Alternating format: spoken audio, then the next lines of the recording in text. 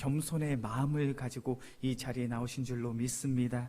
우리의 마음을 주님께서 기쁘게 여겨주사 말씀을 바르게 듣고 그 귀한 말씀을 마음에 담아 말씀대로 살아감으로 우리의 삶 속에 귀한 말씀의 결실을, 말씀의 열매를 맺을 수 있는 우리 모두가 되어지길 주의 이름으로 간절히 축원합니다. 승리했으나 패배했다라는 말이 있습니다. 분명히 그 전쟁에서, 그 다툼에서 이겼지만 그 승리가, 그 승전보가 그의 인생 속에 참된 승리인가? 그렇지 않은 경우들이 종종 있더라는 것이죠. 미국 출신의 세계적인 권투 선수가 있습니다. 바로 무하마드 알리라는 선수예요. 나비처럼 날아서 벌처럼 쏜다라는 명언을 남긴 선수이기도 합니다. 이 선수가 얼마나 대단한 선수였는지 헤비급 프로 복서로서 총 56승 5패의 기록을 가지고 수년 동안 헤비급 최고의 왕자의 자리를 지켰던 대단했던 선수입니다. 그런데 그의 인생이 더욱더 많은 이들에게 회고되는 이유가 있는데 그 이유는 바로 그가 40대 초반에 파킨슨이라는 병에 걸린 거예요. 그리고 그는 32년 동안 파킨슨 병에 걸려서 참으로 힘들고 어려운 투병 생활을 하다 결국 죽음을 맞이하게 됩니다. 많은 사람들이 그가 파킨슨 병에 걸린 원인 중에 한 가지가 바로 그의 권투 선수로서의 삶이었다라고 이야기합니다. 헤비급 복서의 그 펀치력은요, 1톤 차에 치이는 것 같은 그런 충격을 준다고 합니다. 그런데 60전이 넘는 경기를 치러야 했죠. 수없이 많은 펀치를 그 선수는 뇌로, 몸으로 맞아 들일 수밖에 없었습니다. 그리고 많은 의사들이 이야기합니다. 지속적인 충격이 뇌에 전달이 되어 그것이 쌓여져서 결국 파킨슨이라는 병이 약이 되었다.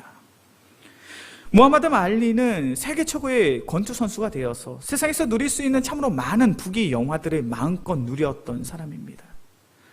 그런데 그는 그 권투 선수로서의 삶을 통하여 또한 중증의 장애도 가지게 되었죠. 그의 인생이 과연 성공한 인생이라고 이야기할 수 있을까요? 그는 수많은 그런 경기에서, 시합에서 승리를 했지만 그의 인생이 과연 성공한 인생이요, 승리한 인생이요, 행복한 삶이었다라고 이야기할 수 있을까요?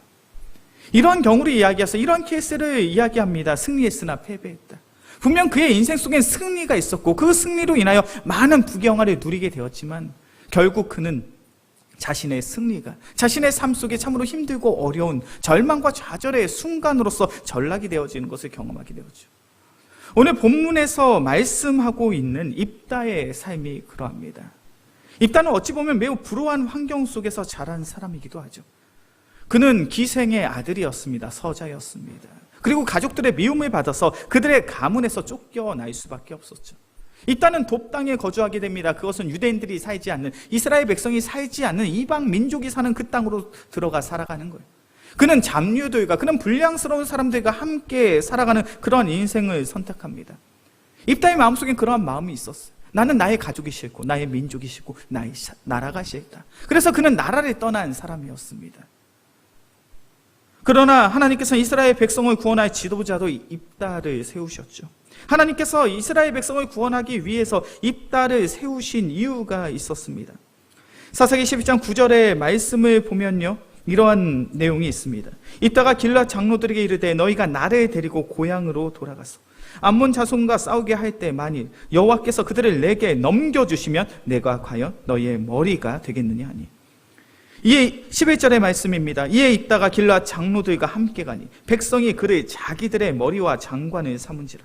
입다가 미스바에서 자기의 말을 다 여호와 앞에 아뢰니라. 입다는 어떠한 사람인가? 9절 중간의 말씀을 보니까 만일 여호와께서 그들을 내게 넘겨주시면, 전쟁의 승패에 있어서 가장 중요한 것은 하나님께서 우리에게 승리를 허락해 주시면 우리가 이길 수 있다는 확신을 가졌던 사람. 입다가 살았던 시대는 이스라엘 백성이 철저히 하나님을 떠나 우상을 숭배하던 그런 시기였습니다. 얼마나 이스라엘 백성이 하나님을 떠나서 우상 숭배에 열심히 특심이었는지 성경의 말씀을 보니까 이스라엘 백성은 그들이 섬길 수 있는 모든 우상들을 다 섬기고 있던 시기에 살았던 사람이 바로 입다였어요. 철저히 이스라엘 백성은 하나님을 떠나, 하나님의 말씀을 떠나 살아가고 있습니다. 그런데 중요한 사실은 그런 혼란스러운 세상 속에서, 그런 죄악된 세상 속에서 입다는 전쟁의 승리는, 우리의 승리는 하나님이 주시면 안 된다라는 그런 확신을 가지고 살았던 사람이라는 거예요. 그리고 11절 하반절의 말씀을 보니까 자기의 말을 다 여호와 앞에 아뢰니라.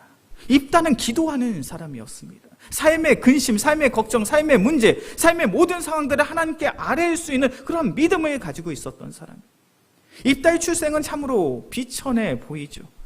하나님께서 세우실 만한 지도자로 보이지 않습니다. 그러나 하나님께서는 그 중심을 보신 거예요. 전쟁의 승패는 하나님께 있으며 자신의 삶의 문제를 하나님께 고할 수 있는 그런 입다의 마음을 하시고 하나님께서는 입다를 이스라엘 백성의 지도자로 세워주셨습니다. 그리고 오늘 본문의 말씀을 보면 하나님의 영이 입다에게 임하게 됩니다. 우리 사사기 11장 29절의 말씀이죠. 사사기 11장 29절의 말씀 함께 봉독합니다. 이에 여호와의 영이 입다에게 임하시니 입다가 길르앗과 므낫세를 지나서 길르앗의 미스베에 이르고 길르앗의 미스베에서부터 암몬 자손에게로 나아가요. 이제 전쟁을 시작하는데 하나님의 영이, 하나님의 능력이 입다에게 임하게 됩니다. 입다는 이제 전적인 하나님의 능력과 하나님의 지혜를 신뢰함으로 전쟁터에 나가고 있어요. 하나님의 능력이, 하나님의 영이 입다와 함께합니다. 그의 삶을 붙잡고 있습니다. 그렇다면 이 전쟁의 승패는 어떻게 되겠습니까? 이 전쟁은 당연히 이스라엘 백성이 승리할 수밖에 없죠. 입다가 승리할 수밖에 없습니다. 그 내용이 오늘 본문의 말씀 사사기 11장 32절과 33절의 말씀이죠. 사사기 11장 32절과 33절의 말씀 함께 봉독합니다. 이에 입다가 암몬 자손에게 이르러 그들과 싸우더니 여호와께서 그들을 그의 손에 넘겨주시매 아렐에서부터 민닛에 이르기까지 20성읍을 치고 또 아베그라임까지 매우 크게 무찌르니 이에 암몬 자손이 이스라엘 자손 앞에 항복하였더라. 입다가 전쟁을 치릅니다. 그의 군사들과 함께 전쟁터에 나와서 전쟁을 싸우는데 하나님께서 그 적군을 입다의 손에 다 넘겨주셨어요. 입다가 얼마나 펄펄 나면서 전쟁을 잘했는지 20성읍을 다 치고 그 성읍들을 다 정복하게 됩니다. 대승도 이런 대승이 없어요. 그리고 이스라엘 백성이 이 전쟁으로 말미암아 암몬 민족의 그러한 억압 속에서 압제 속에서 자유함을 얻게 됩니다. 전적인 하나님의 은혜가, 하나님의 구원이 바로 입다의 삶을 통해 나타난 거예요. 입다는 전쟁에서 승리했습니다. 하나님의 영이 그를 인도함으로 인하여 그는 대승을 이루었어요. 전쟁의 승리가 입다에게 참된 기쁨으로, 참된 행복으로, 참된 평안으로 그의 삶 속에 나타나고 있습니까? 제가 앞서서 말씀드린 것처럼 승리했으나 패배했다는 고백처럼 지금 오늘 본문의 말씀 속에 이 입다의 인생은 그러합니다. 그는 분명 전쟁 속에서 큰 승리를 쟁취했지만 그는 참된 기쁨을 누릴 수가 없어요. 참된 평안을 누릴 수가 없어요. 참된 행복을 누릴 수가 없습니다. 왜 그렇습니까? 그에겐 큰 문제가 한 가지가 생긴 거예요. 우리 말씀을 함께 읽겠습니다. 사사기 11장 29절에서부터 31절까지의 말씀입니다. 사사기 11장 29절에서부터 31절까지의 말씀 제가 한 절, 우리 성도님들이 한 절, 마지막 절은 합독해서 봅니다. 이에 여호와의 영이 입다에게 임하시니 입다가 길르앗과 므낫세를 지나서 길르앗의 미스베에 이르고 길르앗과 미스베에서부터 암몬 자손에게로 나아갈 때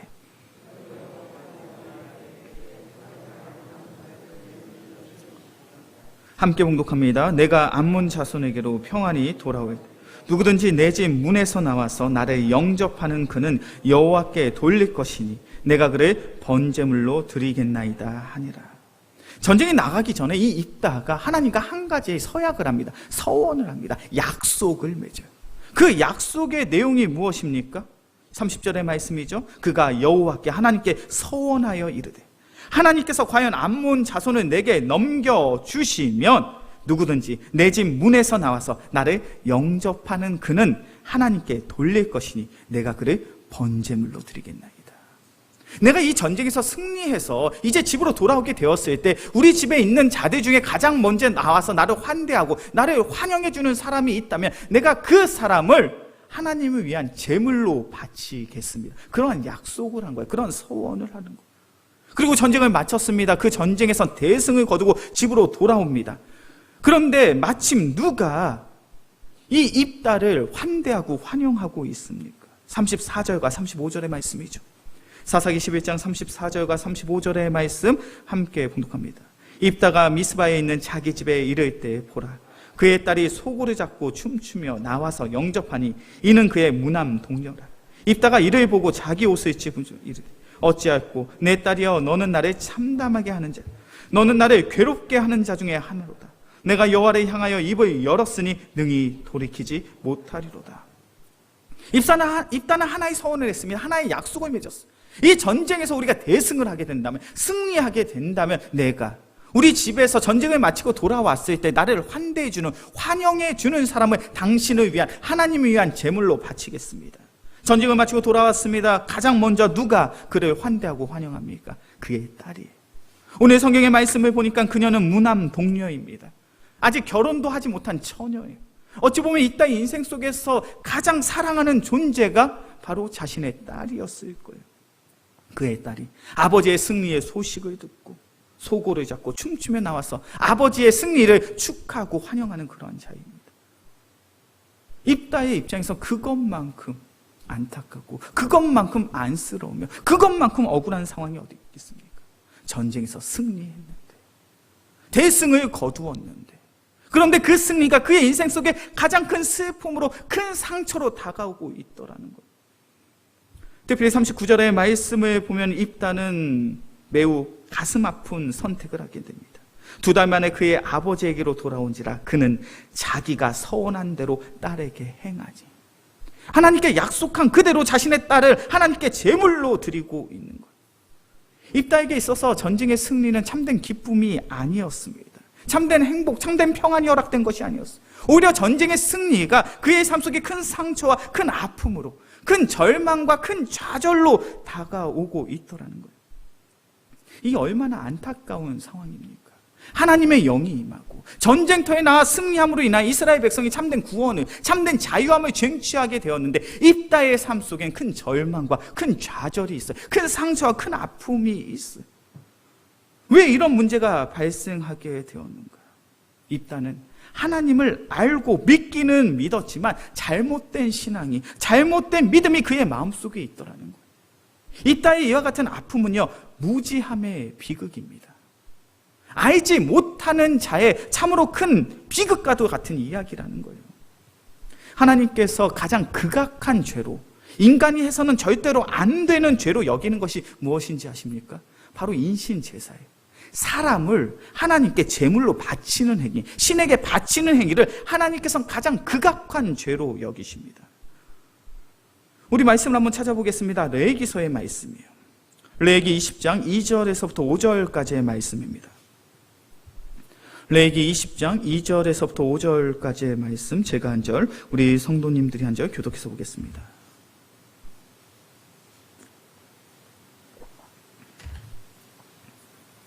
레위기 20장 2절에서부터 5절까지의 말씀, 제가 한 절, 우리 성도님들이 한 절 교독해서 봅니다. 너는 이스라엘 자손에게 또 이르라. 그가 이스라엘 자손이든지 이스라엘에 거류하는 거류민이든지 그의 자식을 몰렉에게 주면 반드시 죽이되 그 지방 사람이 돌로 칠 것이요.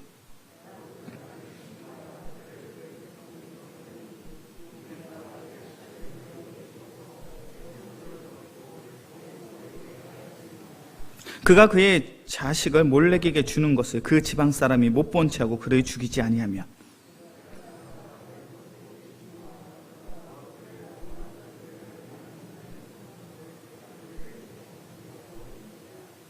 아멘.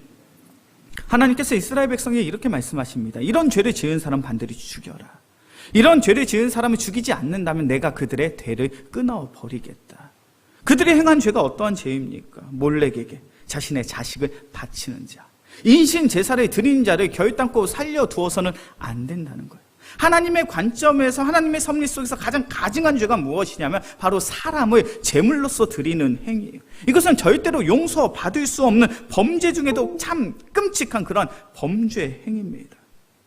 그런데 이 입다는 하나님께서 가장 극악한 범죄로 여기는 인신 제사를 하나님께 제사로 드리겠다는 거예요. 왜 이런 문제가 발생하게 됩니까? 이스라엘 백성은 암몬족 속의 억압과 압제를 받는 그런 시간들을 갖게 됩니다. 자연스럽게 암몬족 속의 그런 종교적인 영향을 받게 되었죠. 암몬 민족의 사람들은 그모스, 몰렉과 같은 우상을 숭배하는 사람들입니다. 이 그모스나 몰렉이라는 우상들이 갖고 있는 공통점이 뭐냐면 인신 제사 드리는 것이 너무나도 자유로운 종교 의식을, 종교 문화, 종교 풍습으로 가지고 있는 사람들이에요. 그들과 함께 교류하면서 이 입다에게 어떠한 의식, 어떠한 종교적 의식의 마음들이 사로잡기 시작했냐면, 저들이 저렇게 사람을 제물로 바침으로 인하여 신의 축복을 받을 수 있다면 나 또한 하나님께 인간의 제물로 바친다면 나도 그와 같은 축복을 받진 않을까. 잘못된 신앙관을 가지고 있는 거예요. 잘못된 그런 종교적인 가치관을 가지고 있는 거예요. 그렇게 하나님께서는 입다에게 너의 자녀를 번제물로 바치라는 이야기를 하지 않으셨음에도 불구하고 입다 스스로가 이야기합니다. 하나님께서 우리를 이 전쟁에서 승리케 하신다면 내가 우리 집에서 가장 먼저 나를 환대하는 사람을 당신께 바치겠습니다. 하나님의 명령이 아니죠. 그가 가지고 있는 잘못된 믿음과 신앙관은 때문에 그는 잘못된 서원과 잘못된 약속을 한 거예요. 더욱이 하나님께 드린 그 서원의 약속은 돌이킬 수가 있어요. 오늘 본문의 말씀을 보면 35절과 36절의 말씀을 보면 입다와 그의 딸은 이러한 고백을 합니다. 내가 여호와를 향하여 입을 열었으니 능히 돌이키지 못하리로다니. 내가 하나님께 우리 집에서 가장 먼저 나를 환대하는 사람을 제물로 드리겠다고 했는데 이 약속을 나는 돌이킬 수가 없다. 그렇게 이야기를 하고 있어요. 36절의 말씀을 보면 입다의 딸도 동일한 이야기를 합니다. 딸이 그에게 이르되 나의 아버지요, 아버지께서 여호와를 향하여 입을 여셨으니 아버지의 입에서 낸 말씀대로 내게 행하소서. 아버지께서 그렇게 약속을 하셨으니 그 약속은 지켜야 됩니다. 제가 알고 있습니다. 그러니 내가 나의 친구들과 2달 동안 나의 죽음을 슬퍼하게 하시고 그 2달 뒤에 저를 번제물로 바치십시오. 이 얼마나 안타까운 상황입니까? 그런데 성경의 말씀을 보면, 레위기서의 말씀을 보면 잘못된 서원을 무르는 법이 있어요. 우리 말씀을 찾아보겠습니다. 레위기 27장이에요. 레위기 27장 2절에서부터 4절까지의 말씀입니다. 레위기 27장 2절에서부터 4절까지의 말씀, 제가 한 절, 우리 성도님들이 한 절, 마지막 절 합독해서 봅니다. 이스라엘 자손에게 말하여 이르라. 만일 어떤 사람이 사람의 값을 여호와께 드리기로 분명히 서원하였으며 너는 그 값을 정할지니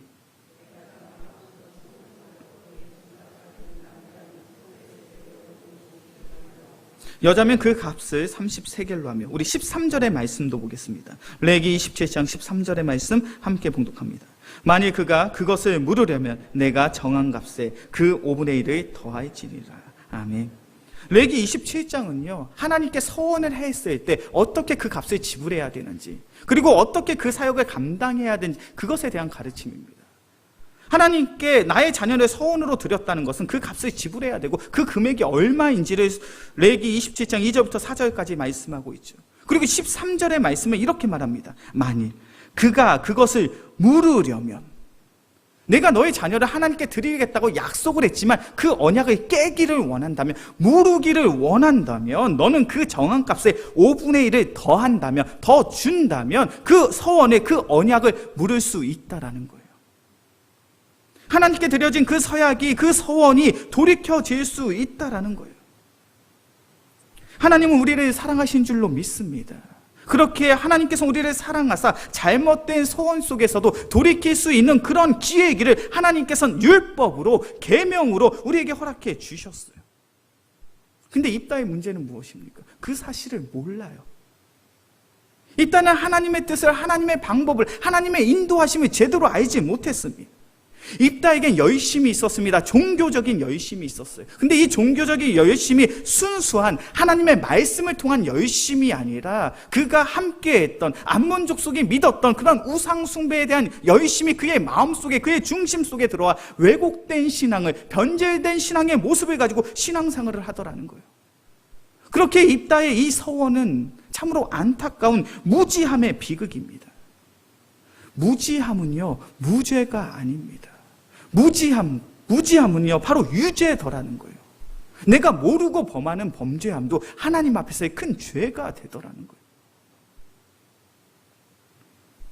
우리가 신앙생활을 하면서 가장 주의하고 가장 경계해야 될 것이 있습니다. 그것은 바로 우리가 열심히만 하면 되는 것이 아니라 하나님의 말씀에 근거하여서 하나님께서 원하시는 그 모습으로 우리가 신앙생활을 할 때 우리가 그때 넘어지지 않고 그때 실패하지 않는 거죠. 우리가 종교적인 열심을 가지고 신앙생활을 하다 보면 우린 넘어질 수밖에 없다라는 거예요. 실패할 수밖에 없다는 거예요. 좌절할 수밖에 없고 절망할 수밖에 없다라는 거예요. 그렇게 우리가 하나님의 말씀을 바르게 아는 것이 얼마나 소중한 일인지 몰라요. 그냥 열심히 한다고 되는 것이 아니라는 거죠. 그냥 예수님의 이름으로 모인다고 해서 그 공동체가 하나님이 기뻐하시는 공동체가 아니라는 거예요. 우리의 모임 속에 받은 하나님의 선한 뜻과 그 마음과 그 방법이 함께 할 때 우리 공동체가 바로 하나님께서 원하시는 그 귀한 공동체가 되어질 줄로 믿습니다. 사무엘상 4장의 말씀을 보면 이스라엘의 무지함이 어떠한 결과를 초래하게 되는지를 또 다른 사건을 통해 말씀하고 있어요. 우리 말씀을 한번 찾아보겠습니다. 사무엘상 4장 1절에서부터 11절까지의 말씀입니다.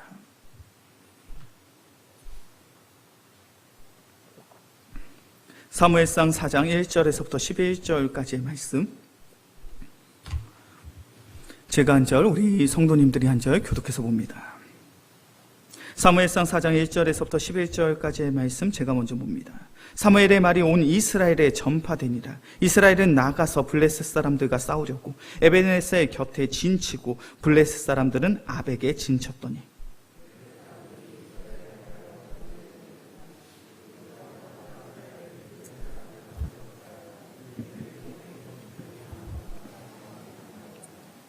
백성이 진영으로 돌아오며 이스라엘 장로들이 이르되 여호와께서 어찌하여 우리에게 오늘 블레셋 사람들 앞에 패하게 하였는고 여호와의 언약궤를 실로에서 우리에게로 가져다가 우리 중에 있게 하여 그것으로 우리를 우리 원수들의 손에서 구원하게 하자니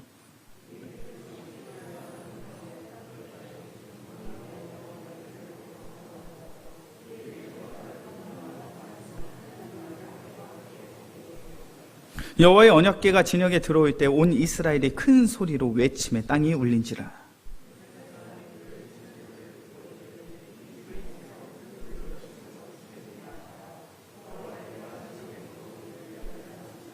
블레셋 사람이 두려워하여 이르되 신이 진영에 이르렀도다 하고 또 이르되 우리에게 화로다. 전날에는 이런 일이 없었도다.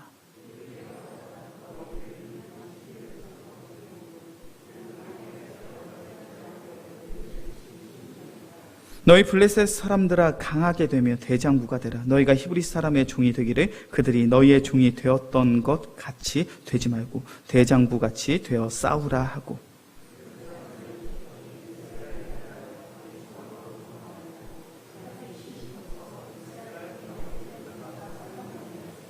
함께 봉독합니다. 하나님의 궤는 빼앗겼고 엘리의 두 아들 홈니와 비느하스는 죽임을 당하였더라. 아멘.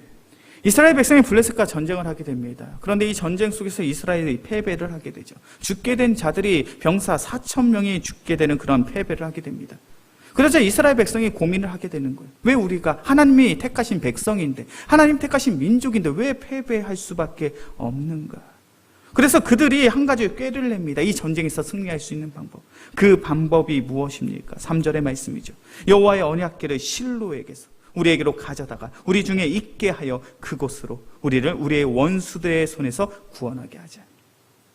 하나님의 언약궤를 가지고 오자는 거예요. 하나님의 언약궤를 전쟁터에 가지고 오게 된다면 하나님의 영이 우리의 전쟁 가운데 임하게 되므로 우리가 이 전쟁에서 승리하게 될 거라는 거예요. 그리고 이스라엘 백성은 하나님의 언약궤를 전쟁터에 가지고 오게 됩니다. 그때 어떠한 일이 일어납니까? 5절과 6절의 말씀이죠. 여호와의 언약궤가 진영에 들어올 때 온 이스라엘이 큰 소리로 외치며 땅에 울리지라. 이스라엘 백성의 기세가 얼마나 대단한지 몰라. 그래 이제 전쟁터에 하나님의 언약궤가 도착을 했다. 하나님의 언약궤가 도착했으니 우리는 이 전쟁에서 반드시 승리해야 될 거야. 그들의 기세가 하늘을 찌르듯이 대단한 그러한 병사들의 사기가 높아지는 일이 생깁니다. 반면에 블레셋 사람들은 어떠합니까? 6절과 7절의 말씀이죠. 블레셋 사람이 그 외치는 소리를 듣고 이르되 히브리 진영에서 큰 소리로 외치면 어찌 됨이냐 하다가 여호와의 궤가 진영에 들어온 줄을 깨달은지라. 블레셋 사람이 두려워하여 이르되 신이 진영에 이르렀도다 하고 또 이르되 우리에게 화도다. 전날에는 이런 일이 없었더라. 블레셋 사람들은 큰 두려움에 사로잡히게 됩니다.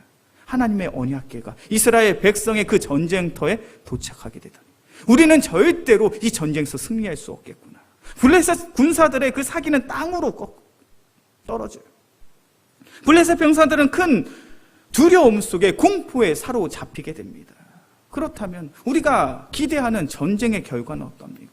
이스라엘 백성의 사기는 하늘에 찌를 듯이 대단해지고 블레셋 병사들의 사기는 땅에 떨어져 있습니다. 큰 공포와 두려움에 사로잡혀 있습니다. 그렇다면 이 전쟁에서 마땅히 이스라엘 백성이 승리해야 되잖아요. 그런데 전쟁의 승패가 어떻게 납니까? 10절의 말씀이죠. 블레셋 사람들이 쳤더니 이스라엘이 패하여 각기 장막으로 도망하였고 사륙이 심히 커서 이스라엘 보병에 엎드려진 자가 3만 명이었더라. 이스라엘이 대패하게 됩니다. 크게 지게 돼요. 그 전에는 그 전쟁에서 져서 4천 명이 죽어서 그게 너무나도 안타까워서 하나님의 언약궤를 가지고 왔는데 이 다음의 전쟁은 어땠냐? 3만 명이 죽게 돼요. 그리고 하나님의 언약궤도 빼앗기게 됩니다. 이스라엘 백성에게 이렇게 수치스럽고 모욕적인 패배가 어디에 있겠습니까? 너무 이상하지 않나요?